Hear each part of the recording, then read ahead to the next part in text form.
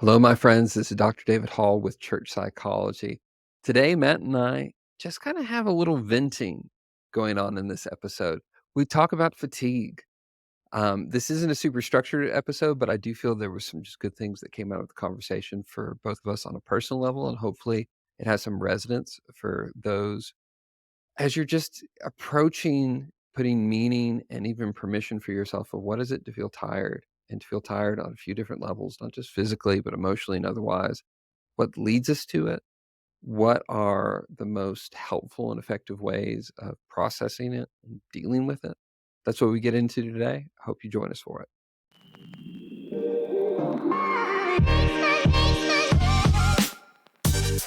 Welcome to Church Psychology, a podcast of the Negev Institute.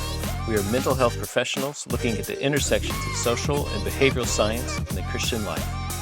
Please connect with our free resources in our open community library at churchpsychology.org. We would be grateful if you would follow, like, or subscribe to Church Psychology wherever you are finding us, and also leave us a review. As we start, if we are to love the Lord our God with all of our mind, it makes sense to work on our headspace. So let's get to work. Well, welcome everybody to the Church Psychology Podcast. My name is Matt Schuneman. I'm once again joined by Dr. David Hall. Hey, David. Hey, Matt. Hey, it's good to be back with you. And for all those listening, thanks for enjoying the ride with us. We're still rolling. We hope you enjoy We're it. not going anywhere yet. Yeah. So keep whether you enjoy it or not, we're still here. You're like, it's going to be like watching the like trends fall of like, I don't think anybody listened to that one, David, you know? Oh, no, it's okay. More and more, and we said this in recent episodes, appreciate for those who are finding us and for those who are just keeping on with us in this journey. Yeah. We're going to do a looser format today. Usually, we're coming in with some measure of an outline, but today our thought get prepared, people. We're just going to talk a little bit about fatigue, like off the cuff. Well, I'd like to do a deeper episode, like on the psychology of Sabbath, because I think that's really fascinating. There's some good research behind it, but I didn't have the capacity to pull up that research today.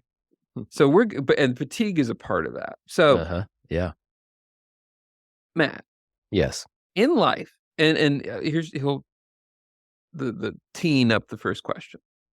I find for myself that, not everything is equally as fatiguing, but certain things I do find fatiguing often are things that will show up fairly regularly.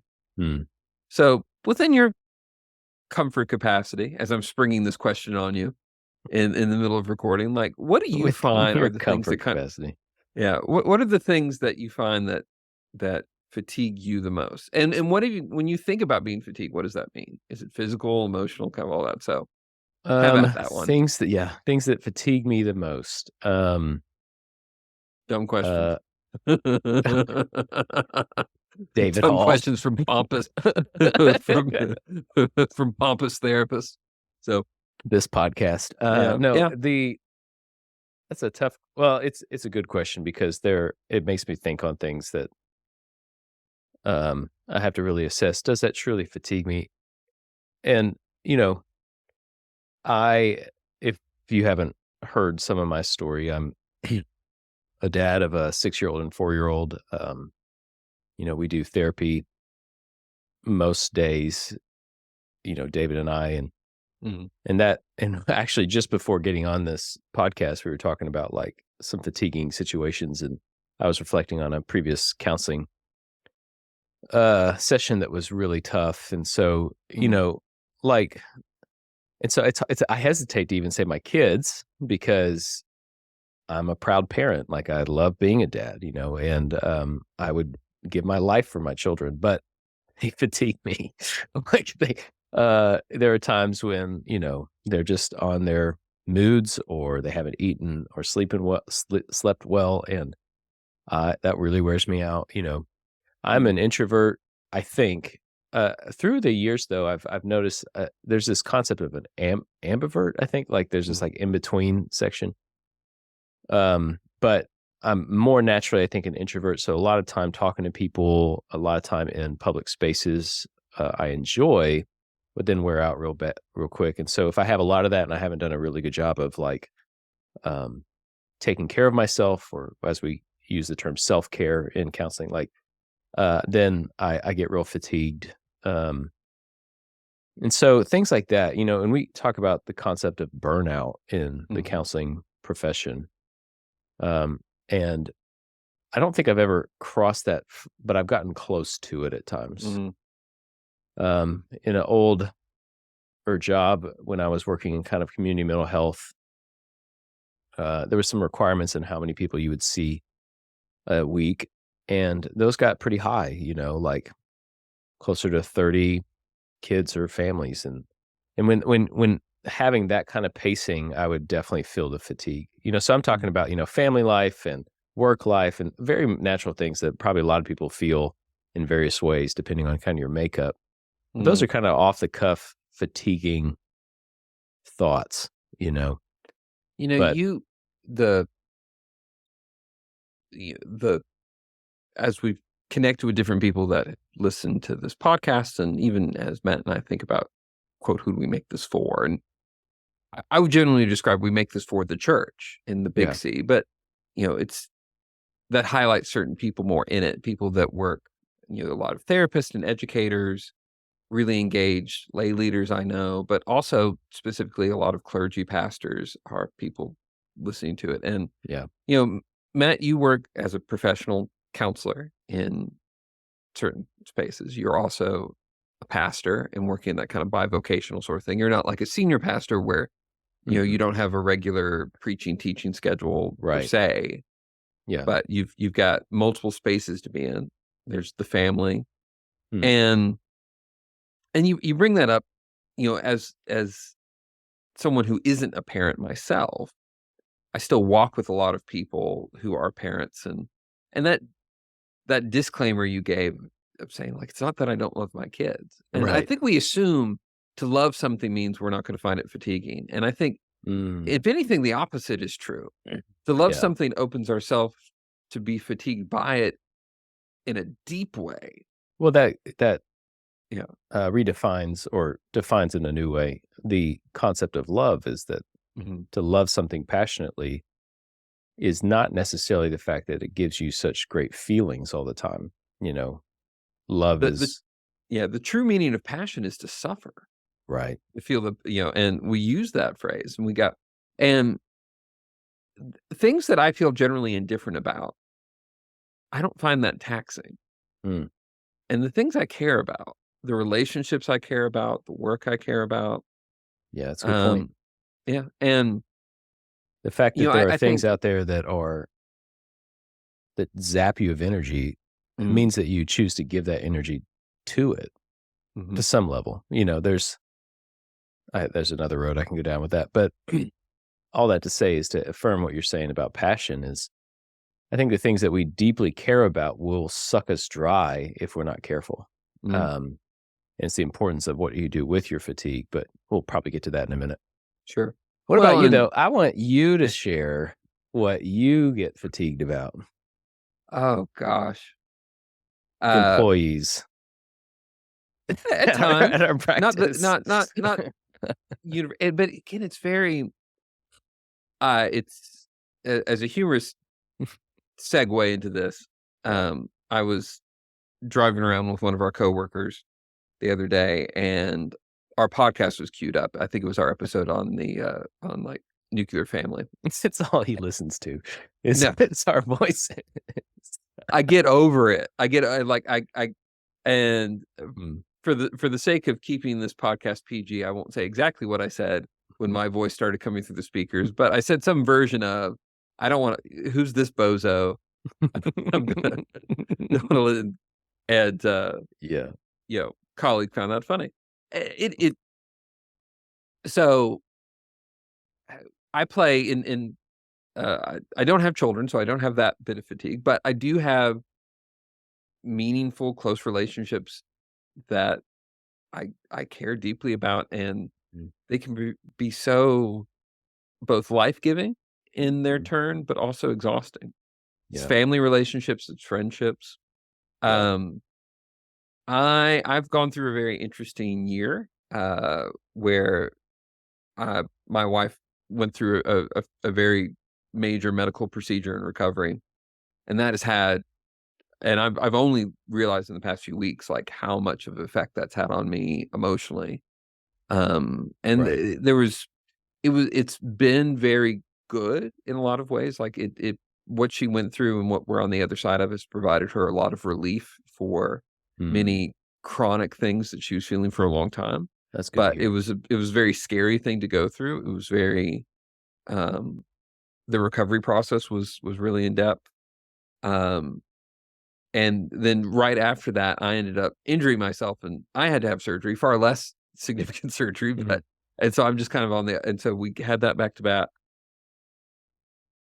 You know, for me, I take on a lot of things, and I don't mean that to sound kind of martyrish, like, I just take on so much and just like, Mhm. I do it out of my own ADHD and desire for stimulation just as much as kinda anything else, but, Right. there's what we Matt and I both work as counselors. I have a managerial role within our counseling practice as well. I also have a professional teaching group that I provide uh, approved continuing education for therapists, and in kind of a secular space. There's also the work we do on this podcast and the connection with that with our group that Matt and I work with, the Negev Institute, providing mental health services and resources for churches. Mhm. And there's always like, there's always something I'm trying to manage in that. And I find that I'll say yes to things out of eagerness and excitement, but Mhm. then like Mhm. as Matt and I before we hit record, I've got something I'm supposed to be teaching tomorrow, Yeah. and it's a new thing, and I'm still getting it written. Mm. And I feel like in some ways I'm back in college try to get some papers done that are due tomorrow. I'm that Uh-huh. was how I did school, and that's how I do a lot of things in life, and anyway, so I find for me, it's never a singular thing. It's Yeah. oftentimes the accumulation of lots of things over time. Isn't that true, though? I think there's a Mhm, lot of truth to, true or, like, maybe as people listening, the most fatigued or even to use some of the language of, like, most overwhelmed, mhm, we feel, I think, or when there's things coming at us from multiple directions. If it was mhm, just one singular linear issue, like so and so is sick, I have to take care of them. That's all that was broken. mhm, I could then probably feel less fatigued because I have all these other things kind of secure and everything's fine. mhm. And there's some of those people out there that love the chaos. Like they just love all the chaos and they just want to those people are crazy. No, but those those that are like, if you could focus on it linear, then great. Less fatigue. But usually what happens is the it's kind of like I'm waiting for the other shoe to drop. Mhm, Like I have 5 fires that I'm trying to put out, and then this big one comes up. What am I supposed to do? And so mhm, I think sometimes for me, and I wonder for other people listening, if fatigue is kind of sets in most when it's like that overwhelming mhm. sense of something. We also live in a place where there's so much stimulation, and here's in feeling very fatigued in this moment. There's certain things I've realized I've had to respond to in certain ways, and one of it is I've had to, like, turn off my social media, Mm. and Matt, you just live off of it, period, which I think there's a lot of benefit to that.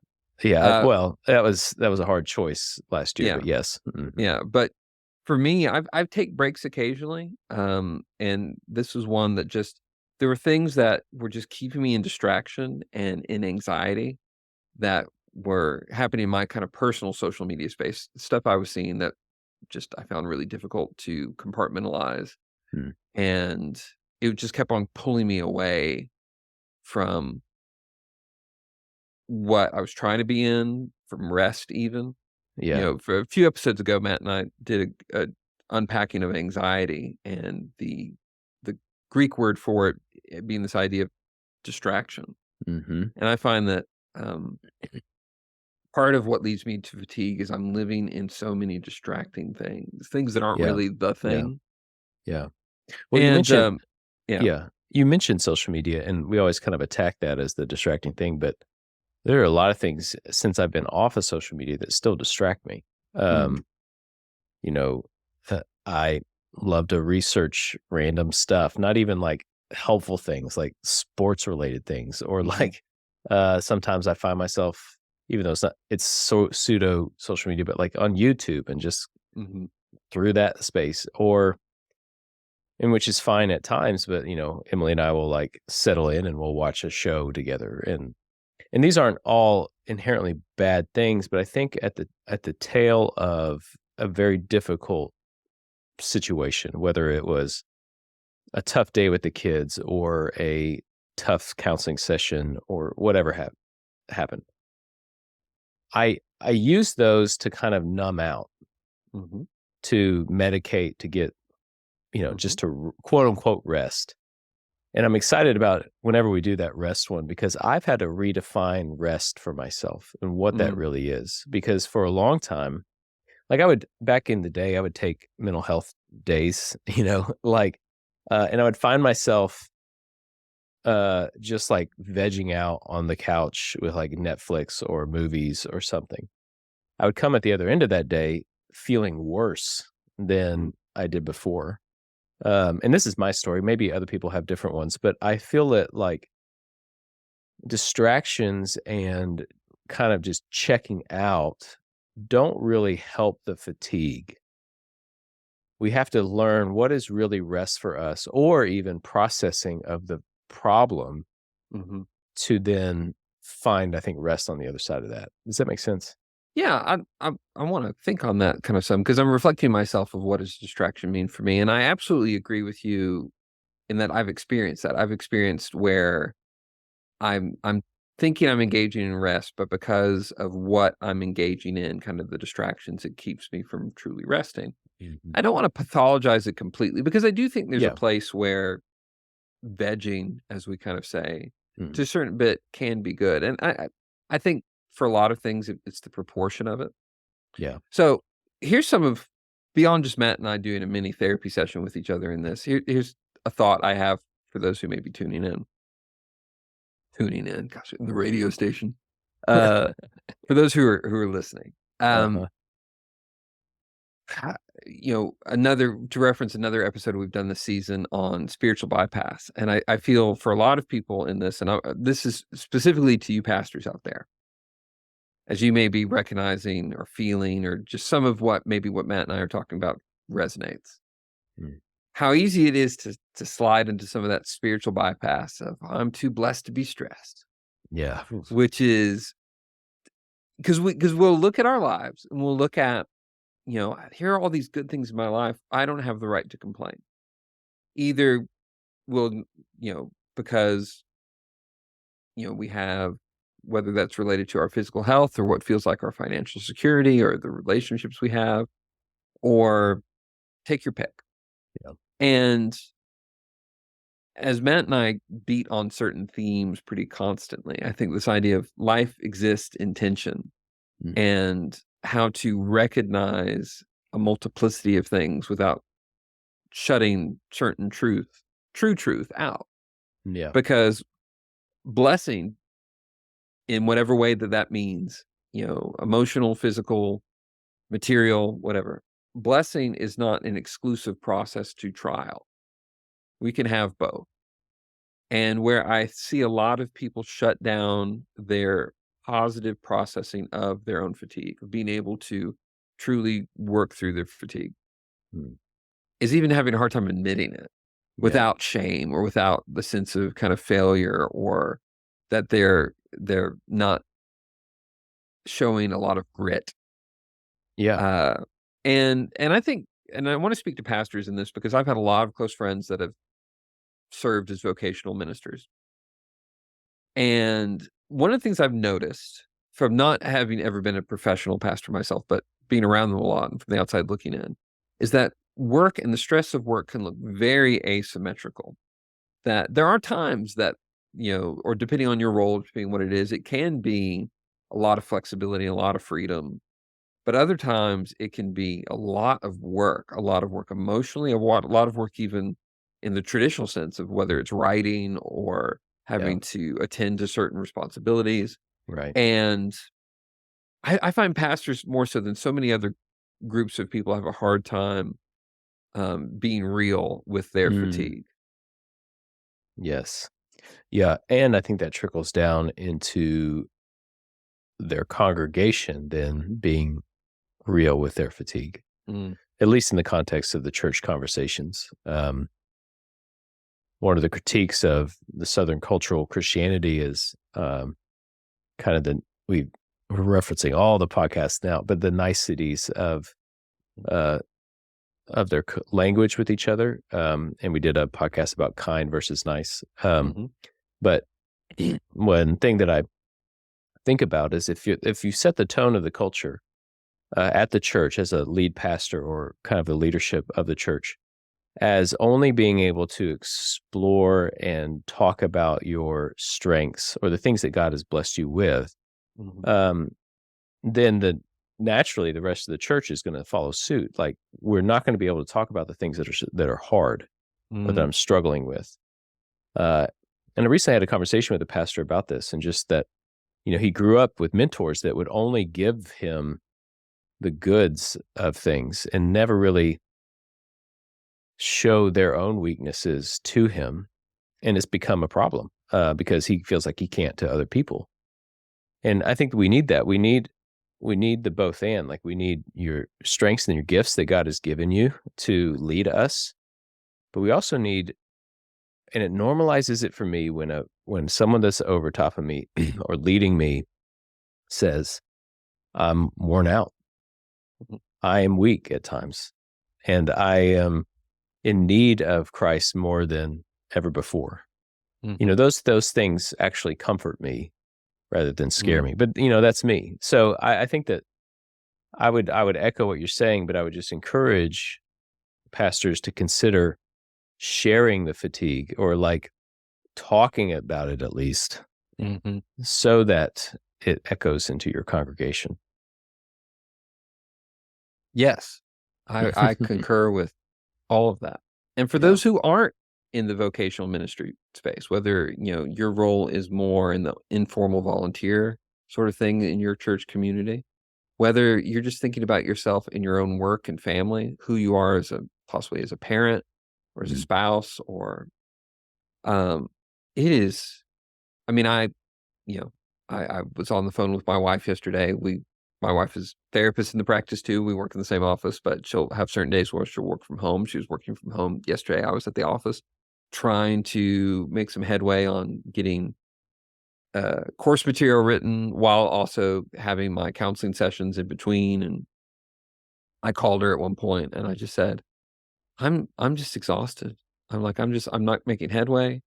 I'm disappointed in myself. And I don't particularly like saying those things and admitting those things to my wife. Yeah. But I also recognize that what I'm called to be in the relationship involves that. Well, And I what certainly did want her to be able to say those things to me if that's what she's feeling. And I realize that exactly. if I don't show up, I can't expect the other person to show up in those sorts of Yeah, ways. yeah. And that's so important is that you set the tone, um, and it kinda shows what you want from the relationship, but also, I'm curious when you don't have to talk about what she said necessarily, but what did it do for you to open it up? I felt more relieved and I felt, and this is what usually happens to me in this.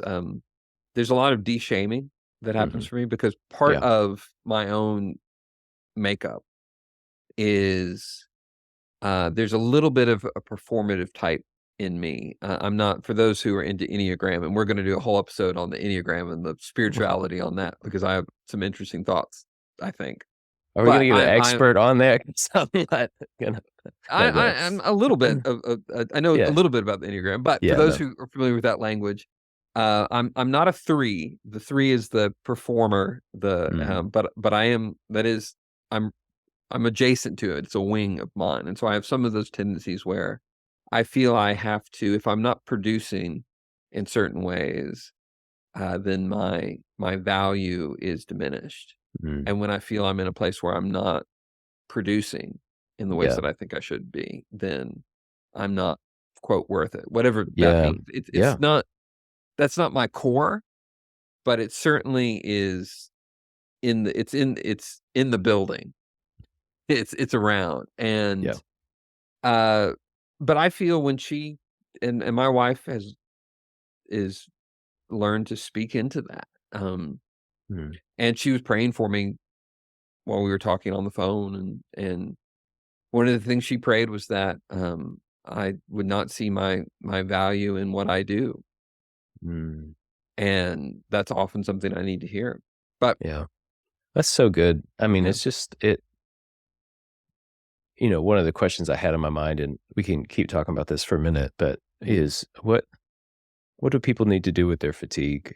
Um, or what would we encourage them to do? mm. I And I think think first be that's a real. well, that's it. I think that Yeah, like your example is at least one, if not one of the more important steps is to communicate your fatigue to somebody else that you can trust. mhm, It's not necessarily to anybody. mhm. Well, now, as Another I'm communicating episode. to the universe in the podcast, but, like but Right. yeah, but I'm also But not looking for the podcast to, like, assure me. no, no, no, no. But I'm saying in the sense of like you want to find the person that you have intimacy with that you can bring that trust to the table Mhm, or know that they have that and they have your best interest at heart and can speak into it. But when you share it with that person, you're known, you're seen. There's the concept of the secure um, attachment theories, a kind of newer but very common thing within the psychotherapy world. But I don't know how new it is. It's just more talked about lately. But mhm, to have secure attachment, I think, well, at least through Kurt Thompson, who's a great writer and psychologist, but he talks about being seen, safe, secure, and soothed, I think. And so, kind of to be known, to be soothed, to be safe, it brings that weight of wrestling and anxiety and stuff down. I mean, you're still tired, but I think it energizes you when someone sees you and can mhm, speak life words into you, mhm, maybe pray for you. mhm, Um, and you're not wrestling with it alone. That's what the biggest thing I think for me is that when I communicate it to somebody mhm, and I talk to them about it, I feel like I'm now not the only one carrying the burden. mhm. It reminds me of the Galatians 6 passage. I think it's Galatians 6:2, where it says, "Bear one another's burdens and so Burdens, mhm, and fulfill the law of Christ," which mhm, previously in the book is talking about the law of Christ of loving Lord your God with all your heart, soul, and mind. Love your neighbor as yourself. And so it's interesting too because later it says like, but each person has to carry their own load. So mhm. it's like, well, which one is it? But it's like kind of it's the responsibility to carry your burdens, but to that you can people can carry with you. Yeah. You don't give Well, them all to the other person. mhm. Um, The to talk about that, I think that's the second point that feels valuable, which is this idea of recognizing the tension. So going mm, back to the first thing being this idea of like, how do you show up in referencing another podcast episode in an authentic way, I know. in a way that moves into that deeper vulnerability and For exposure. those watching on YouTube, we have a counter now of how many references we have. I'm just kidding. to There's not. the but so the first is be real, be honest in relationships that feels appropriate and safe, and it's not everybody in your life. Not everybody's gonna be that person. Not everybody should be that person. Right. But to have somebody like that or people like that. I think the other is to recognize that this is not an all or nothing thing, and that goes, I think, the segue I wanted to make in the context of what you were talking about in the sense of Galatians, of, uh, it is both to bear with one another, but then also realize that there's a certain amount of caring that we do in our own capacity, Right. and to recognize grief, to recognize fatigue, to Mm, recognize these things. It does not mean that we are ignoring the positives in our life. And so, referencing YouTube, for those who are watching this on YouTube, and if not, you may want to check out YouTube at some point. You get a great view of Matt's office, and it's a really pretty day right now. And I so the know. sun's kind of coming through, and like Matt has a Hearing gorgeous through office. well, thank you. Yeah. It's And it's about 90% because of your wife. Yeah, it in is. her But the style. but but, like, So you look at, like, Matt and I both have the sort of offices that therapists dream about having, mm. and, and we get to do Envious. envious. Well, we get to Yes, do really cool work. Like, that's true. I take it as a That's true. huge privilege to be able It to, is. like, sit with people and kind of and the fact that, like, we can make livelihoods off that, and, like, all those things are true, and all those things Yeah, are, I think, good to be reminded of. Those things, the good things in your life, yeah. the relationships you have, the people you love, the people you feel loved by, the way that you feel provided for, all those things could be absolutely true, Mm. and you could still be exhausted. Yes, And yes. Or and I even that, think yeah. I love that tension because it's like you mentioned my office and the the decor, the way it feels outside, all that stuff is true, but that session earlier was still really, really tough. Mm, Like, there was there was hardship in the room, and so mm, both are equally true. yep, And I feel tired from that session, albeit feel better because it's sunny out right now, yeah, and I can walk outside in a minute, and I can take a breath of fresh air, and it feels great, and so it helps my fatigue.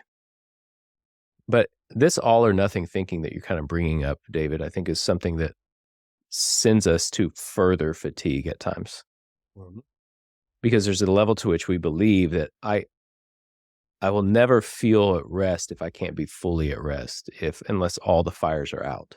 mhm, And I don't think that's true. That's just not the life that we've been promised. Um, so some of that's perspective shifting too. That's kind of a little bit deeper than what do you do in the moment, but mhm, it's how do we hold the tension of the both and. mhm. Yeah. As we're getting to wrapping up point, I wanna give an anecdote of just kind of something I live personally in this of, what you're describing, Matt, is a temptation I often feel where I will acknowledge the difficulty of the moment, but then I will immediately shift into the mindset of like, okay, now snap out of it. Like, get Mm, over it, basically. Like, okay, mhm. yeah, that was hard, but now we can move on. And um, I had a lot of years in life that felt not perfect, but like, yeah, life's going pretty well, and every year feels a bit of an improvement.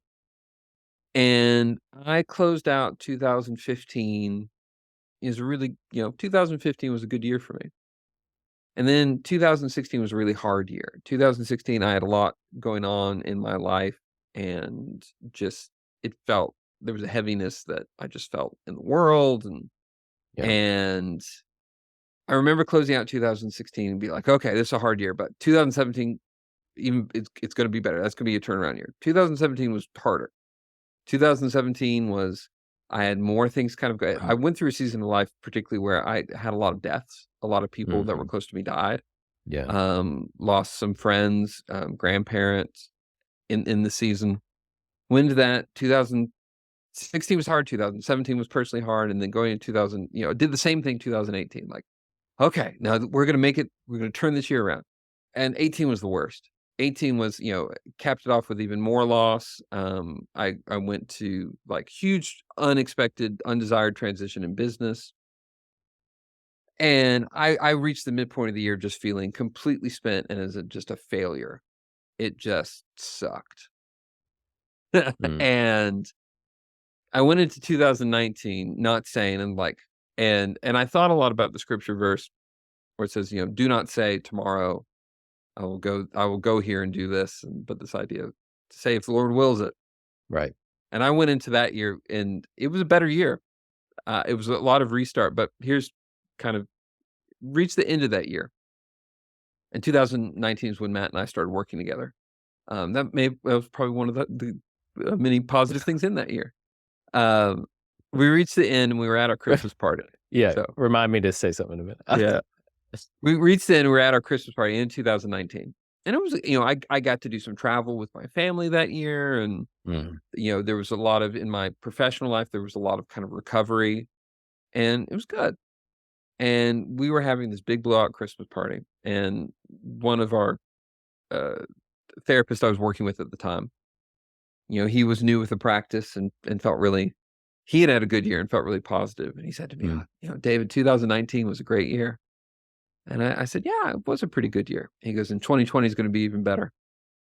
And I said, "No, it not necessarily." And he kinda got a little, bristly with me in that, like, "Why are you being so negative about it?" And I go, I'm not being negative. I'm realizing that I do not own every moment. I've gotta accept that, things will happen certain ways. Now, I always say, I did not have any prophetic inkling about 2020 being what it became. Yeah, yeah, right. There was no sense of that. I just had the sense of having gone through what personally for me was several difficult years Mhm, that mhm. I could not predict 2020. And I will say, like it was for a lot of us, 2020 was super hard. But I felt because I had learned a bit more acceptance, 2020 was not as hard as I think it could have been for me Yeah, because I wasn't trying to fake it. Like I acknowledge part of the things I said a lot, particularly in workspaces, in that is like, look, this is hard.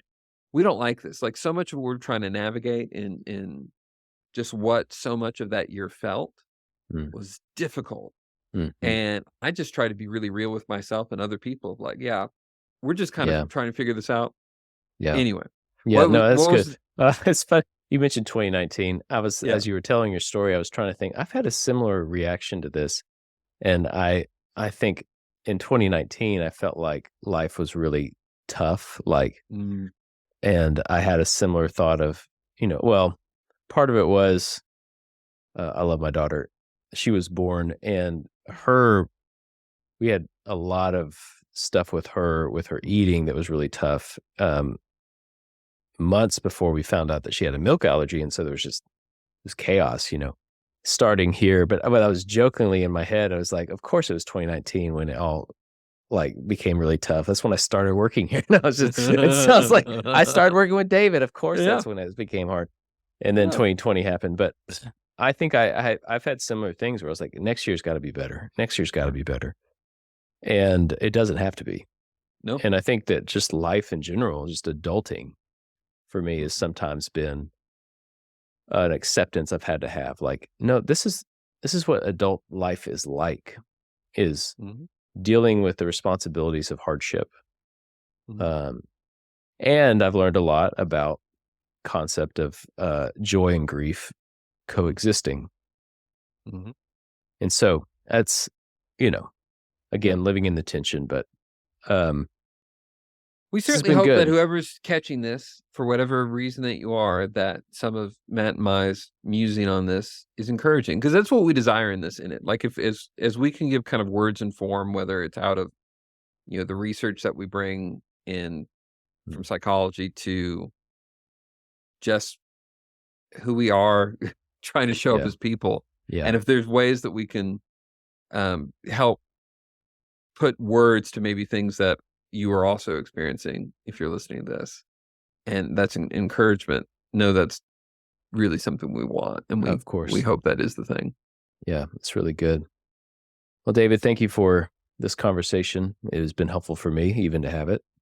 Um, Well, thank and you I for the hope, conversation, Matt. yeah, and hope that it's helpful for you and that you listen to it on a sunny fall afternoon. You can listen to it whenever you want. Yeah. It can be Maybe it's but, raining and cold, but yeah.